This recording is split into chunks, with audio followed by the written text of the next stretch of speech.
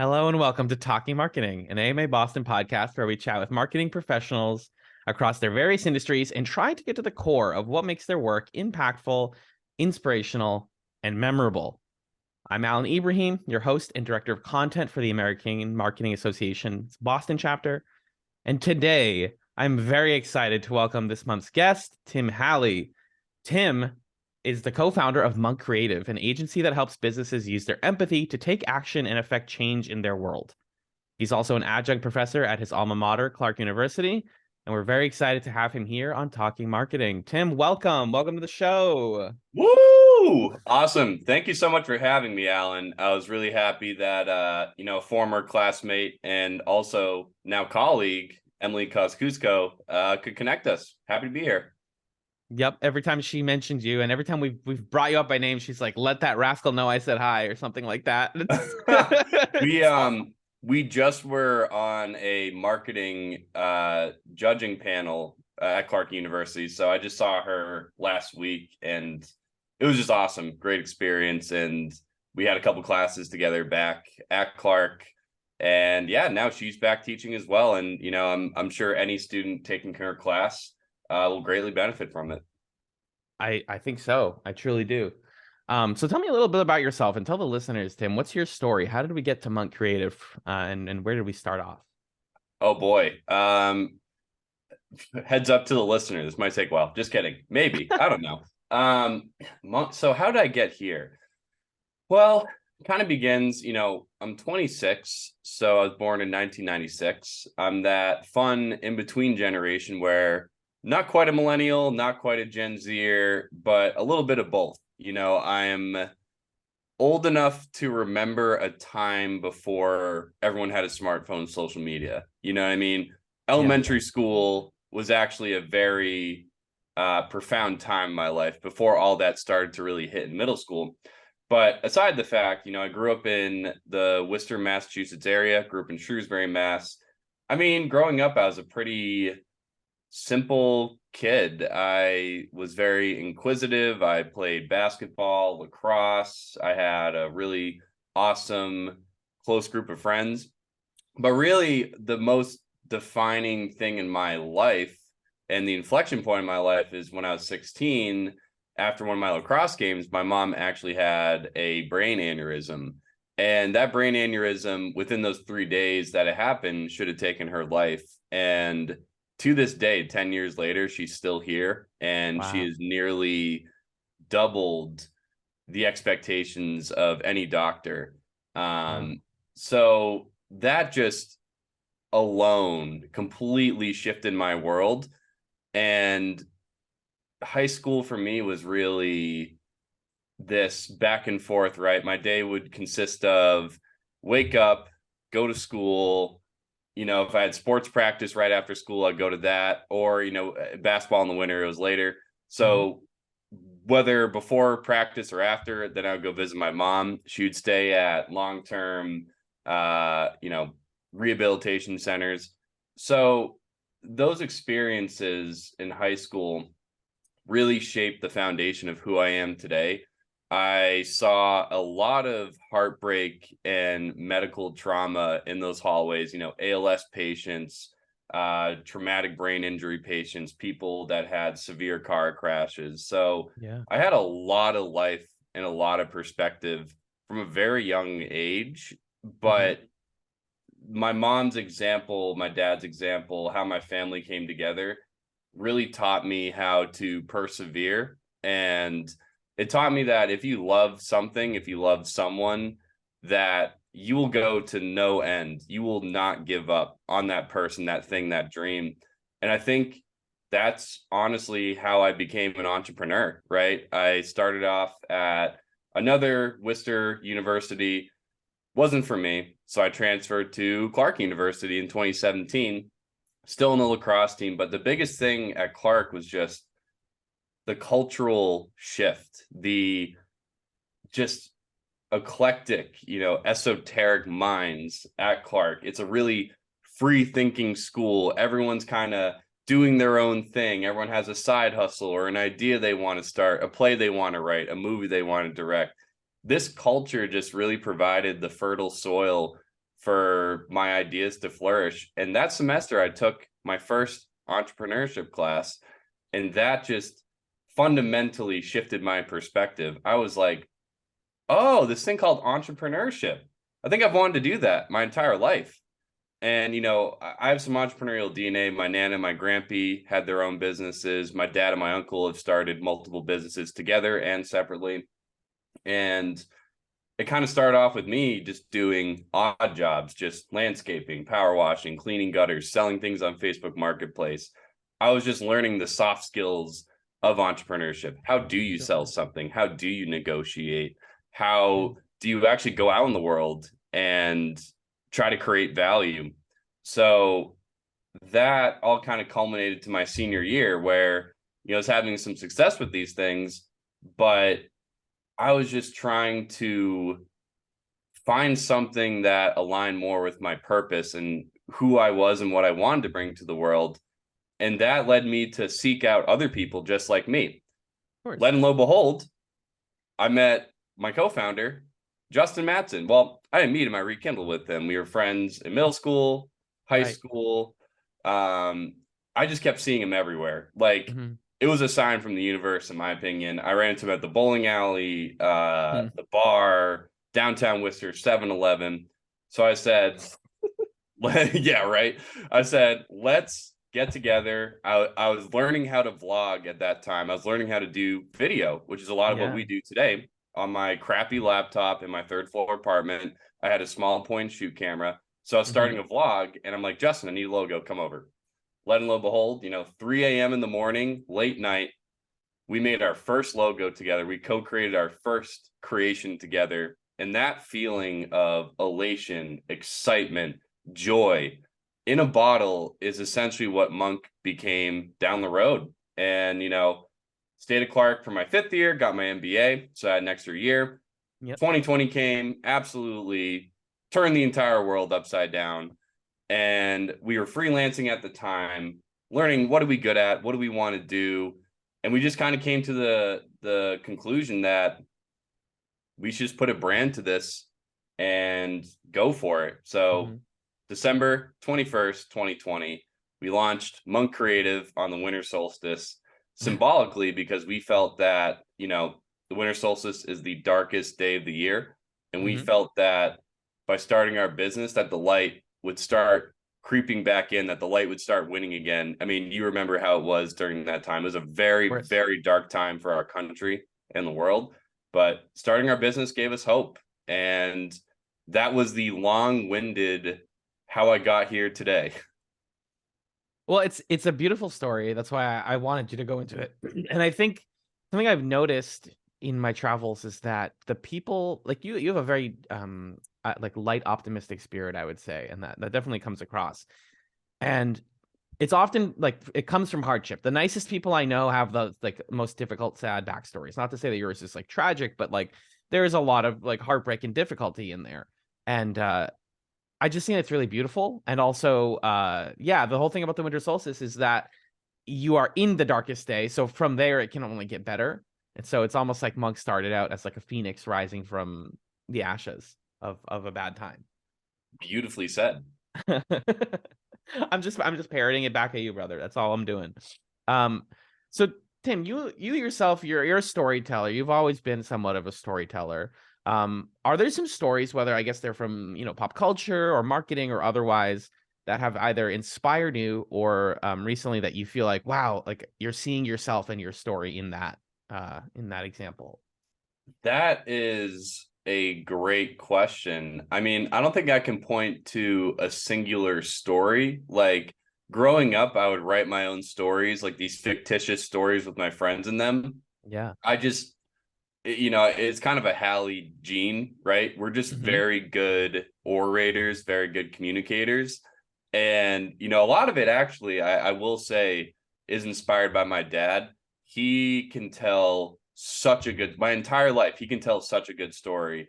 And, Hallies, we like to repeat ourselves. So we kind of have like these 10 core stories that you might hear a couple times. Yeah. My family's the same. But it doesn't matter because each time you tell it, it's like being told for the first time. Oh yeah, it's awesome. So really, I'd say storytelling is a big thing. Even my grandfather always had his pocket and, Rolodex of stories he liked to share with me. Right. But in terms of like pop culture, growing up, I guess my biggest inspiration was probably like video games, right? Like Hmm. the Halo franchise really inspired me. Legend of Zelda, like all these universes with these intricate plot lines and turning points, characters, themes, stuff of that nature. Um, and then in terms of TV, like my biggest inspiration is actually South Park. Like I think Trey Parker and Matt Stone are geniuses. Like they are not always politically correct per se, but they do it in the name of satire. And the fact Sure. that they write all these episodes in 6 days is Yeah. just baffling to me. And the fact that they've taken this brand and made it into, its own universe, into, restaurants, video games, a musical. Like Hmm. Hmm. I'd say that's one of my biggest inspirations. And Lord of the Rings is great too. Love Lord of the Rings. Yeah, it sounds like you're a big hero's journey guy Yes. between the games and television. That's fantastic. And again, I think that your like the comedic sensibility comes through as well. Yes. I watched a little bit of Monk's YouTube channel, and you guys are doing really great stuff with YouTube Shorts, actually. Um, Oh, so I highly recommend folks check your channel out. We can always, of course, leave room for plugs, but so you yourself are on the ground floor of Monk, and you're creating these like fun and engaging videos for the brand. And it seems like you enjoy that aspect of it very much. So I'm curious, what is it that you like about making video content as opposed to some, let's say, the other branches of what you guys do? yeah. Video, tying back into storytelling, video is the single best way to communicate in the modern era. Hmm. And, not to be like a shiller, but like everyone's like, oh, back maybe like 5 years ago, it's like if you're not on social media, you're losing. Now Right. it's like you should be on social media. If you're not, you might not even be here. But for video, I think now we're reaching an inflection point where you have to make video content. You don't need an expensive camera setup. You have an iPhone. If you can learn how to talk to your iPhone, you can Yeah. unlock so much potential. And just the appetite for video on all these different platforms is huge right now. It's what is getting pushed. Hmm. But the reason why I love it so much is because you just have the ability to tell a really, really good story. It's not just one, branch of media. It's not just audio or visual or text. It Hmm. is a combination of all these different mediums. They say a picture is worth 1,000 words, right? Well, Hmm. in video, you're getting a couple pictures every second. Right. So do that math. Video is just so powerful. And I guess also, too, another thing I forgot to mention when we talk about like pop culture, Yeah. I think growing up with YouTube, like I was on YouTube when I was a kid, like third grade up till now. It is Yeah. the longest platform I've ever used. Right. No doubt. It's like I was really inspired and still am inspired by like creators, the first people to do it. Like I'm watching old videos from 2008 that were funny back then. It's just really interesting to see how culture has shifted. And I think that really kind of inspired me to want to I never wanted to be like a filmmaker. I never wanted to make movies. I didn't really Hmm. care about that sophisticated end of things, but I always wanted to create videos, create skits, stories, emotional pieces. I just never thought that I would ever develop the skills to do it, but apparently I did, and it's worked out well so far. Yeah, it sounds like it's persistence mostly, and having a good personality at the center of it. Like I've been podcasting myself since 2015, and I was listening to them since 2007, so like similar. And I also have known about like been around YouTube since it was the weird side thing we used instead of other video platforms. It seemed Yeah, very yeah. alien at first. And now it's the platform people spend the most time on. A lot of my friends at least. Uh and I just think, yeah, the way that these things are evolving really quickly, like video is so dynamic, and you get to be engaging in a way you never have been before. People aren't just listening to you or thinking about you, they are seeing you, and you have so many different like dimensions to consider. Like, how do I look? How is this cut? I've been thinking a lot about like editing lately, and like Munq does a lot of like tight, short, quick edits that make the videos really like just fun and engaging. Like, you manage to be funny and then get in and out quick enough to leave a message and move on. So I really love that stuff. And that I think also ties into what you were saying earlier about like that feeling of capturing lightning in a bottle. And so whenever you hit like a really cool edit or you produce something that you're really proud of, it's like you get to have that moment all over again of making the logo and stuff. So it's not all that you guys do though. You know, Munq is doing a lot of great work helping businesses with brand strategy, video production, paid media, content creation. Um, Kind of looking bigger picture, what do you guys see as the 5-year plan for Munq besides continuing to tap into your inner child and make more fun content? Yeah, 5-year plan. I mean, it's really hard. Like, I'm a fan of plans, but as I've come to learn with my life from a young age and being in entrepreneurship, plans never go according to plan. No pun Yeah. intended. Um, but I like to have I like to have what I call directions. Like, here is a direction we are going to pursue. Mhm. So I think for our agency, I want to create a business model. You know, in our space in the agency world, you have a lot of different models. You have the full service model where it's kind of like a one-stop shop. You have massive teams, massive overhead. And, Mhm. you know, even I was contacted by a full service agency, you know, way bigger, way bigger agency than mine. And they were Yeah. basically saying, like, hey, we want to refer you some work because we quite literally can't afford to take anything under $100,000 because we have so many mouths to feed, right? Sure. Yeah. So, and then you kind of have like your boutique agency, you know, your tight core 8 to 10 people that take on very select clients. Maybe they're very niche. They deliver an extremely customized product, but they're not so much interested in scaling. Then you kind of have the partnership model where, you know, a lot of agencies do it now where if you don't or can't provide a service your client wants, you bring in a partner, you white label it, or, you know, kind of co-create something together. What I envision ourselves, it's kind of a mix in the middle. Mhm. I want to take the agency model and marry that with the creator model. I think you see creators able to create insane results, insane viewership, revenue, brand loyalty, community building from an extremely tight and focused, zealous team. And that's kind of where I see us heading, right? Mhm. Mhm. I think as time goes on, the problems for our clients that we're solving are bigger and bigger. When we first started, it was always a one off. It was always, I need a video, I need a logo, I need a new design.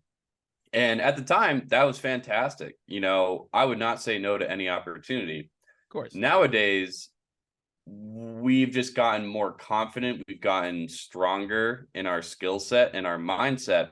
So when people come to me with those questions, or rather seeking a solution, my job as, you know, a consultant in theory is to kind of ask the right questions and work backwards. Okay, you say you want a branded production, you say you need a new look and feel, but what is the actual root of the problem? What is the actual real challenge? So I start asking these questions, start working backwards, and we realize that the challenge that these brands are facing is actually larger than the idea they came with.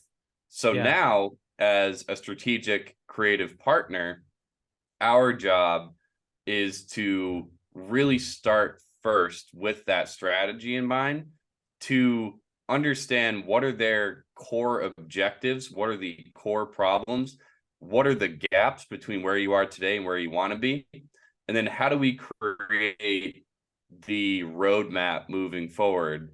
You know, when we talk about brand strategy, it's talking about your place in the world, you know, how you actually want to be perceived by your customers. And brand strategy solves extremely big problems.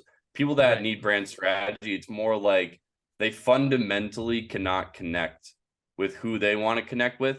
They fundamentally can't, you know, change their perception, or they're losing market share, or they're being perceived as outdated, as not up to date, things of that nature. Yeah. Then once we identify the gaps, that's where the execution comes in. To execute that brand strategy, that brand story, that brand message, then comes in the form, most efficiently, in the form of video production, branding, brand design, and brand marketing. So that's kind of like our roadmap we're building for our clients. And I'm less interested in one-off projects, and I'm more interested in creating long-term relationships for people that, love the experience they have with us and want to come back again, again, again. Yeah, it sounds like since you guys are storytellers yourselves, that part of the work ends up being creating or identifying and then creating the story for others, because everybody has one. It's just a matter of finding it. Exactly. The video production is an amplification of that brand message and story. So if our clients don't have their messaging, a clear story, or a clear brand in place, we then first have to do the deep work, the discovery, the strategy work, to then determine the programs that'll best fit their objectives, which oftentimes comes in the form of video production. Right. That's the natural current way that you answer that problem or solve that problem, but it's not the end all be all way that you do things. I love that. And speaking sort of to unique ways to tackle common problems, you're also an educator, but you mentioned to me before that you sort of teach without being a professor. I'm wondering if you can speak a little bit about sort of your education style and the benefits of like teaching life skills in a college course, because you're doing it a little bit differently than what I'm used to from hearing of, adjunct professors. Absolutely. So the biggest thing I think people have to understand about this generation is that they did not by any means have a normal high school experience, normal college experience. Right. We tend to want to move on from 2020 and the pandemic really quickly, but we have a mental health crisis. We have a looming potentially economic recession. We have shortages. We have people that died, people that are dealing with loss. And these students were in the mix of that, during their formative years. So for us as adults and leaders and educators to just brush that off and assume that, oh, they're fine, right? Like they'll catch up, back to normal. I think that's not only ignorant, but I think that is not addressing what they actually need. So my goal when becoming a professor was to create a classroom environment where my students feel safe, where they can come to me with their problems, where they can understand that, I'm not this person that's on a pedestal, right? I'm doing this job mostly because I love it. I want to educate. I want to inform people of the mistakes I made and make sure that they don't make the same ones. Yeah. So by taking myself off of that pedestal, they now feel more connected. And when they feel more connected, they're more energized, they're more excited, they're more open in the classroom. And what I'm really trying to focus on is, like you said, those soft skills. Yeah. Gen Z, I remember reading a couple articles. The areas Gen Z does not feel confident in as a direct impact of the pandemic are public speaking, networking, negotiating, and overall just interpersonal skills. So my goal as a professor is to address that gap and let them realize that I'm not here to be an academic. I'm here to be a mentor. I'm here to be a guide in your journey in life. And I just want to see them succeed and just be happy and full versions of themselves.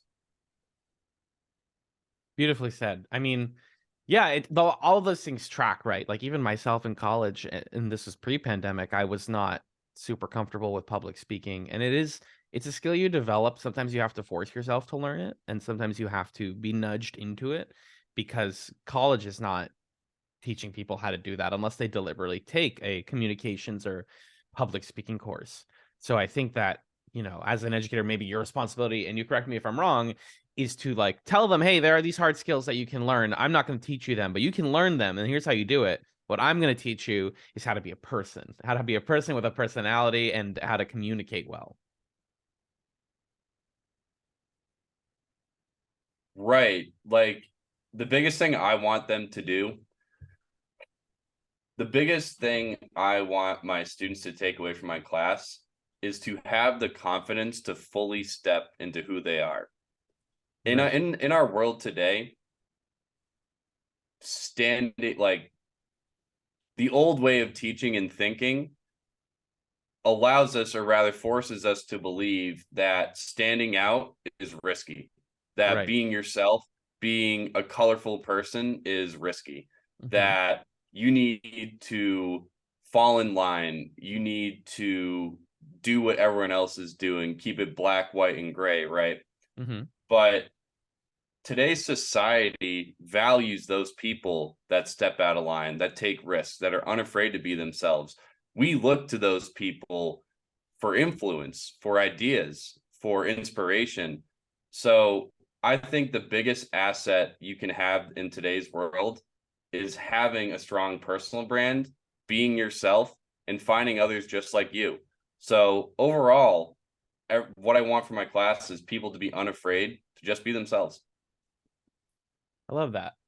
I think it's yeah, it's just very challenging when you're at that age and they are in such a unique period of time as well, as you mentioned. Because speaking of teaching, you and I in our previous chat went on this really long tangent that I wanted to finally circle back on. Which is we were talking about Gen Z and how one of the top desired jobs of Gen Z right now is entrepreneurs. Um, and so I'm curious, as yourself an entrepreneur and as an educator, where do you think this feeling is coming from exactly? How long has it been brewing? And also, are you optimistic about it? Because I know that there is a sentiment that like everyone wants to be an influencer, nobody wants to work in labor anymore. Can you speak to that a little bit? Yeah, absolutely. I mean, for one thing, I think Gen Z is kind of turning the idea of what a career looks like on top of its head. I think Yeah. that was expedited by the pandemic, but Gen Z is extremely entrepreneurial and more so than ever. Like when I was in high school, when I was their age or like early college years, like you didn't talk about entrepreneurship the way it's talked about now. You didn't think of it as a No. career or anything like that. And honestly, the people that wanted to do entrepreneurship are like, I'm going to start a business, I'm going to do this. I remember looking at them like, you are crazy. Yeah. But I think with the rise of social media and just these digital avenues to learn skills, right? Like all the skills that form the foundation of my business, a lot of that I learned in business school for sure, but a lot of Mhm. the more technical creative skills I learned directly from YouTube for free. Right. And Gen Z knows this, right? Yeah.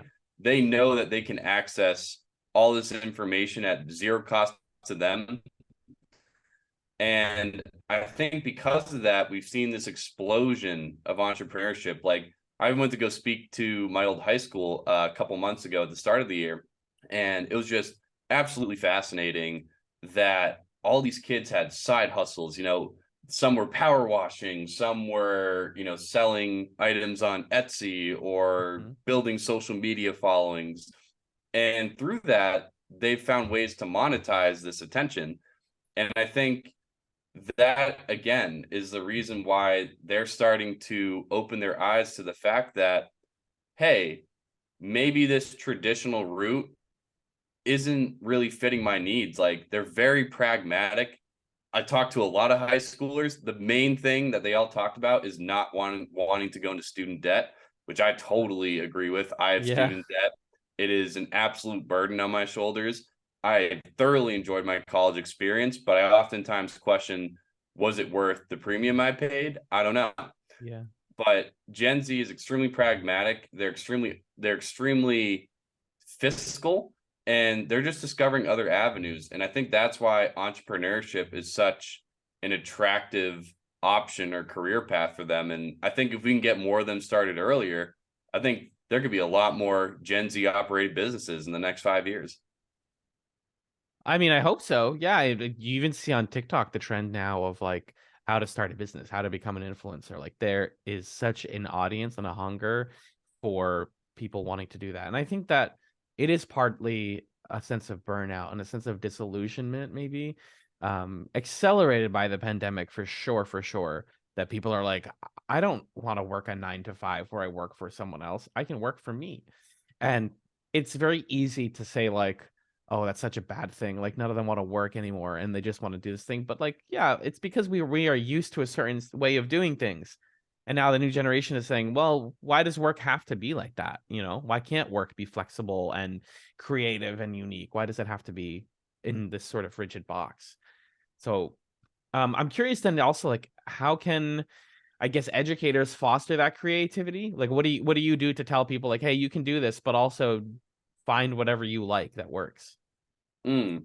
So a trend I identified is I don't think everyone is meant to be an entrepreneur per Yeah, of se. It's course. incredibly risky. The mental health struggles you have to go through as a founder are unparalleled. Mm-hmm. But I think what a lot of organizations and what the world needs is people that are entrepreneurial, that have entrepreneurial thinking. So I think organizations, businesses, companies have to foster entrepreneurial environments and cultures within their brand to create long-term success. So how I do that in the classroom, right?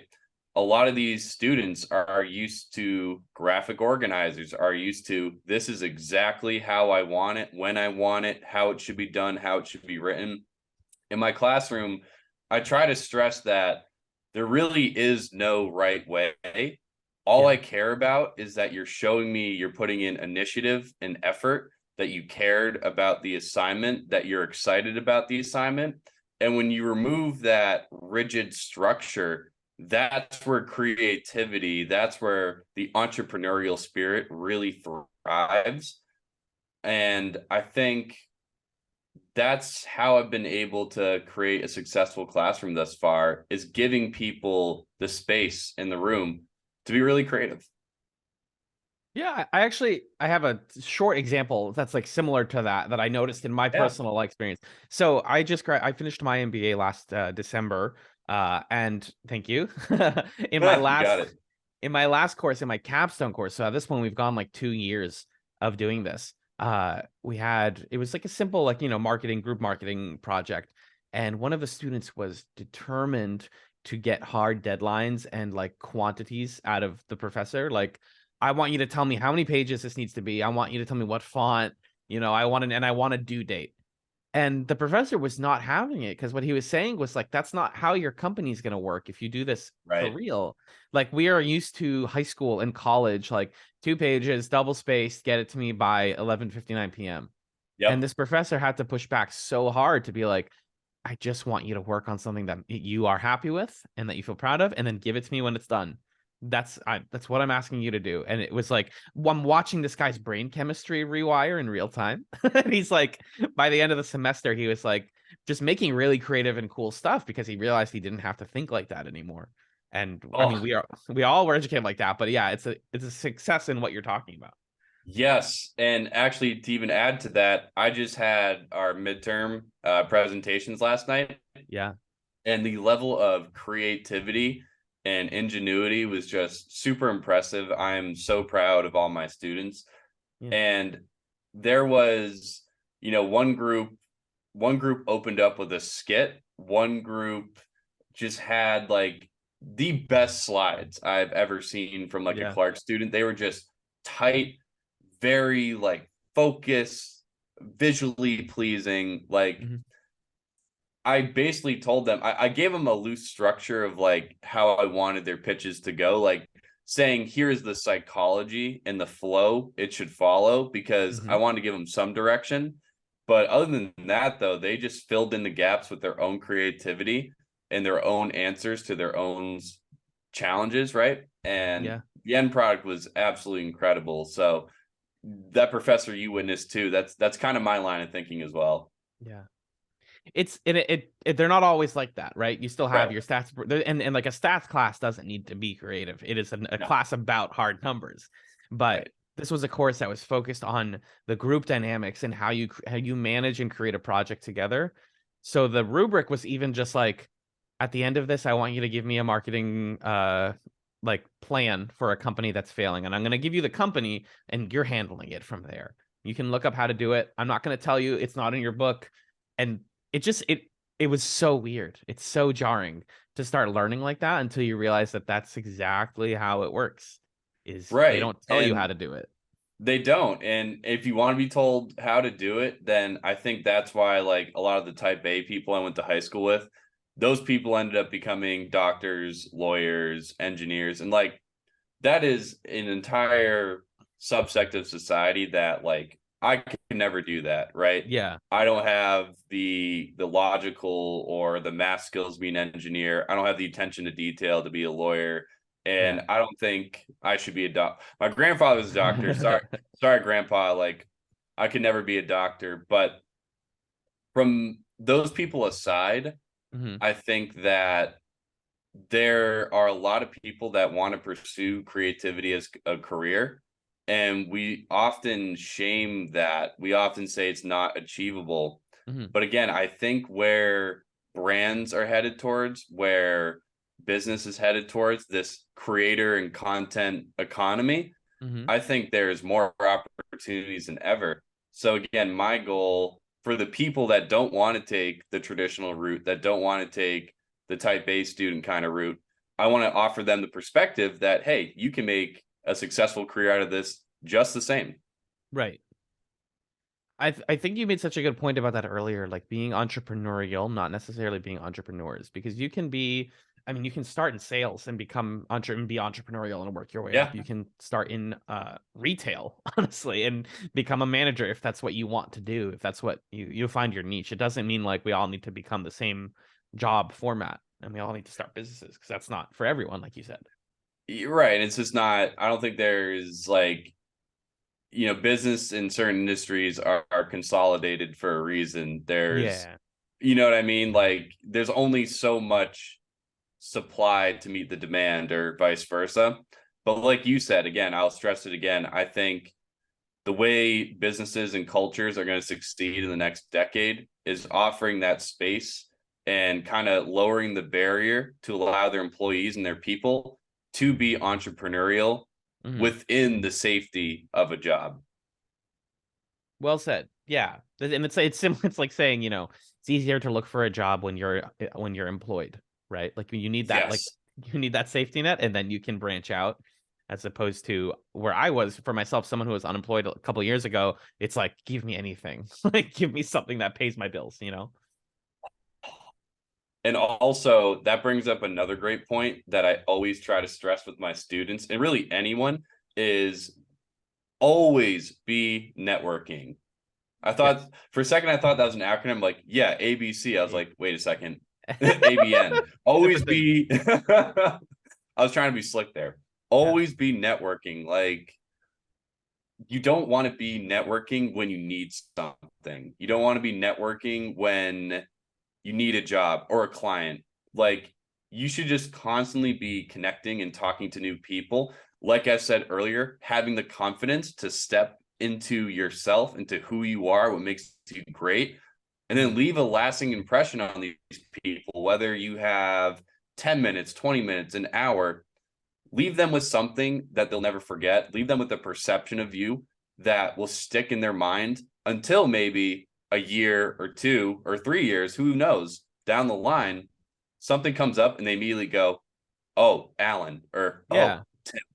So that's another thing I want to stress to my students. Always be networking. Don't network when you need something. Network because you just want to connect with people. Right, and you might end up needing something. It always loops back, right? You think like there are infinite people out there, and that's kind of semi-true, I guess. But you're gonna see the same. You're gonna run into these people again. Even like myself, a great example, and this is also partially to plug AMA a little bit for folks who are already listening to this. Uh, these like marketing mingles that we do, we go every month, we like get people together and we get drinks and we just talk. They Yeah. seem at first when I started, I was like, oh, I don't really get it. Like, why are we like, I'm like here and I'm at a bar and it's fine. And now I'm like branching out into my a job search, I'm like, oh, I like know the guy. I like got drinks and had a very funny long conversation with the guy I want to talk to. And that lets you skip the boring part of job searching, which is like reach out to HR and be like, hey, what's up? Instead, you're like, hey, the Tim, I heard Munq is doing really cool stuff. Are you guys looking for someone? Bam, you've already like leapt miles ahead of the people who didn't come to that event or do that networking. I think it's like really valuable in a way that seems invisible at first. It does it, and that's so funny. Like when I first started my business, I remember the first person I networked with is now one of our like fondest, most awesome clients. Right. Like when I started networking, I didn't even know I was networking. I just started like, I was like, someone was like, "Oh, talk to this person, talk to that person." I'm like, "Great, I love talking." As you can see, I don't shut up. But Same. like, Same. I guess it's good for the purpose of a podcast. But Exactly. I would just talk to people. I didn't care who they were, what they did, what their background was. I just talked to people. And it really only was until like I'd say into our second year, like year and a half, year and 3/4 in, I started seeing the fruits of my labor. I started seeing the results of the seeds that I planted. Yeah. And nowadays, too, like another thing I want to stress is God dang it, use LinkedIn, LinkedIn, LinkedIn, LinkedIn, Yeah. LinkedIn, You're right. LinkedIn, And one more. LinkedIn, There it is. LinkedIn. There is not a platform in the world where if you want a job, if you want to sell a product or service, if you want to connect with someone, or you have a nonprofit and you need funding or something, there's not a single platform in the world that you can connect with a key decision maker, a key gatekeeper, and they're just, a connection request away, or they're a degree or two separation away, and you can get in front of them and have a conversation, and that can lead to opportunity. There is not a platform like that right now. And another thing I stress to my students, and really anyone in our space, is just get on LinkedIn, stay updated, connect with people regularly, and again, add to that networking funnel so that years down the line, you just have a massive network of people constantly thinking about you and what you do. Yeah. It's a very unique platform in that way. And it seemed really frustrating and obtuse when I was not in this field. I'm like, I don't know why people use LinkedIn. And now it's like, oh God, everything has kind of funneled down to that. Like it's the way that you can network really easily because it incentivizes people to respond to you, as opposed to like cold emailing or replying to a DM or something. Is like, that's just going to go into a pile. Whereas Yes. LinkedIn, the whole point is that people respond to each other and look at each other's work. Yeah. Super interesting. It's difficult.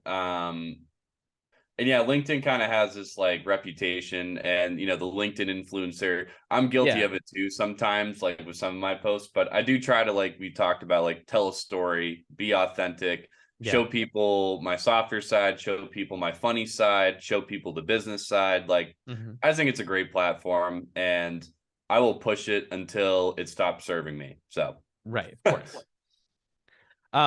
So my last big question was initially just going to be like, what is some advice that you have for the youth, the new marketers, the new entrepreneurs? I feel like we've given them a lot already. So I kind of want to pivot that question and reference actually something that you told me in our previous call, which is this idea that it's very easy to stare at the peak and forget that you're going hiking. And so to that question, I'm sort of curious if you could have told because now that you're higher up on the mountain, what would you tell yourself, a couple of years ago before starting Munq that you think would really be helpful to you from lower down on that mountain? Yeah, that is a fantastic question. That kind of gave me chills because I think about that stuff all the time. So the metaphor I love is, you know, you're so busy staring at the peak that you forget you're even hiking, or that you're even climbing the mountain There it is. itself. I think what I would tell myself, dang, if I could tell myself when I first started this thing, is just that it's going to work out. As long as you're moving, you're going to encounter pitfalls. You're going to encounter adversity. You might have to retrace your steps a little bit before you can get further. But again, it ties back to my first point that I made early in this episode. If you love something, if you love someone, if you have a dream, if you have a vision, you just simply do not give up. You do not give up. no matter what. And it's so daunting to look at everything we want in our life, to stare at that peak and be like, I'm not there yet. I'm not there yet. I'm not there yet. Yeah. I still have so much further to go. But if you just simply turn your head around and look how far you've come, a younger version of yourself would be so proud of you. If I could tell myself a couple of years ago of where I am now, Right. he wouldn't even believe it. No And way. you know what I mean? I'm so proud of, I mean, it's not just myself, but I'm proud of me and my co-founder Justin. I could not do any of this without him. He's like my best friend, and we get to do this business together. Like, we don't have it all figured out right now. We don't have everything we want. You know, maybe there's so many things that are left that, you know, the hike is still ongoing, but I'm just so proud of the young men we've become. And I'm just so excited to be, you know, I'm so excited that I get the opportunity to do this every day. Hmm. And I'm just grateful. I'm just really grateful. Beautifully said, Tim. I really love that. And I think it's something I have to remind myself of very often is, maybe I'm not in the career path that I thought I would be on. I myself started studying dentistry, speaking of like hard skills earlier, and ended up in this weird, messed up scenario thanks to the pandemic and thanks to just like pure stubbornness.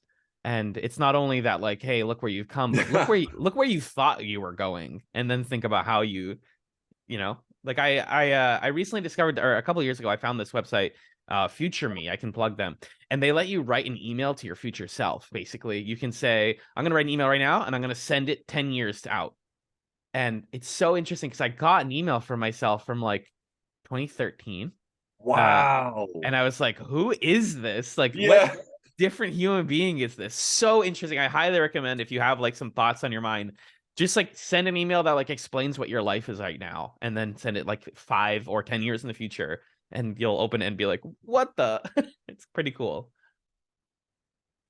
Yeah. It's that what I would do to actually have something like that right now. I think Yeah. that again, the younger version of myself, the version of myself that I started this business with when, you know, I was 24, he Yeah. was a completely different person. He didn't know what he was getting into. But again, like I said, the Tim now is so proud of that Tim and the adversities he overcame. And I'm just so excited for the future of not only Munq, but, you know, my education career and just the person I'm becoming. And I Right. think there's gonna be a lot of cool things on the horizon for sure. Absolutely. And I think Mug is doing really cool things. I do think I expect you guys to keep growing and doing awesome stuff well into the future. Um, Tim, I have a bonus question just for funsies, just to end on a light note. It's a question I cribbed from the Morning Brews newsletter a little while back, but I like to use it every once in a while, and I think I could get a fun answer out of you. So, without thinking too hard about it, what is something about you or something that you do or like that people wouldn't guess from your LinkedIn profile? Ooh, We know that you're ooh, a gamer. We already know that one. We know that you like YouTube. What is like some like hobby or thing about you that's particularly unique? that is interesting. What would someone not know from looking at my LinkedIn profile? I'm actually an introvert. People don't know that. People think I'm this outgoing, like super talkative, and that's all true. Wow. But where I get my energy is being by myself at times, right? Like I have a very big social battery, Yeah. but as the day and the weeks and the months go on, it gets lower and lower and Mm. lower. Yeah. I actually am an introvert and I like my alone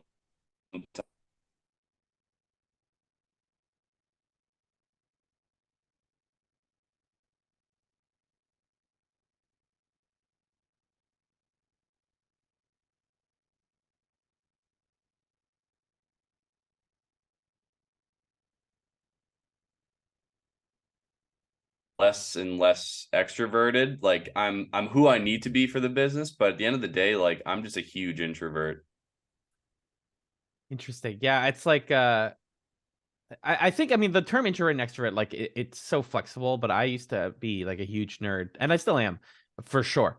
Maybe Yeah. worse. But I just you learn to like talking to people, and that gives you energy in a different way. But at the end of the day, yeah, I will always prefer. I'm like looking at my weekend calendar right now, and I'm like, oh, I didn't fill it with stuff, and then I'm like, oh, that's actually awesome. I get to like sit at home and watch The Mandalorian like in bed. Like that's sick. I'm so excited I to do envy that. that. That's awesome. And yeah, I think it's good to carve that alone time. And I think that's the biggest thing people wouldn't perceive of me, to Yeah. be that way, but I am.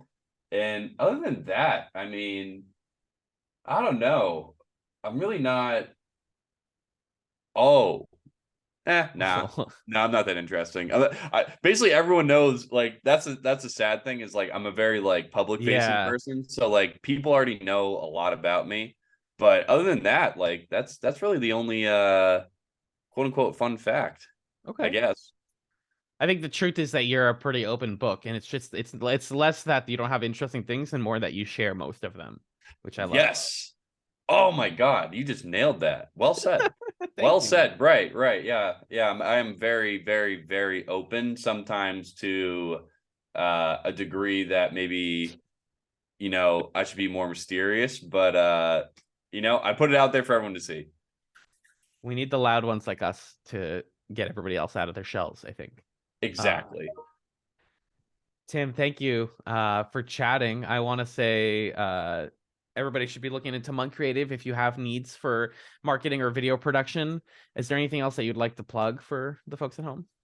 Plug. Okay. Well, actually, by the time this episode airs, our brand new website will be up. We hashtag we call it Munq 3.0. Oh boy. So if you have any interests or you have or are currently facing really steep branding or marketing challenges with your business, be sure to check out munqcreative.com. It's going to be a nice, new, wonderful site. And again, by the time you're listening to this, it's going to be brand new. And yeah, Ooh, that'd be about the only thing I want to shamelessly plug. amazing. I'm very excited to see where Monk goes in the future. And I look forward to chatting again with you. But again, that's Tim Hally, folks, and that is our episode of Talking Marketing for today. We hope you all enjoyed the episode. I save our plugs for the end in my little pre-recorded segment, our spiel about how you can get involved with AMA if you want to hear episodes like this or be involved in the recording and editing process. The content team is always looking for new volunteers. And you can become a member at amaboston.org. So hit us up. That's what we got, folks. Thank you so much for listening. If you enjoyed this episode of Talking Marketing and you want to hear more of our conversations with marketing professionals, subscribe to the podcast on Spotify, Apple Podcasts, or any other major podcast platform of choice. We're also on Facebook, Instagram, LinkedIn, Twitter, and YouTube as AMA Boston.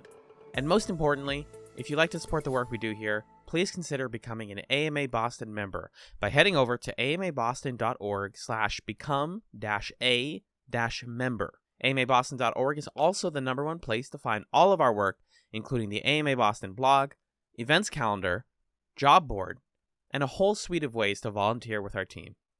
We get to keep doing this thanks to the support of listeners like you. Thank you.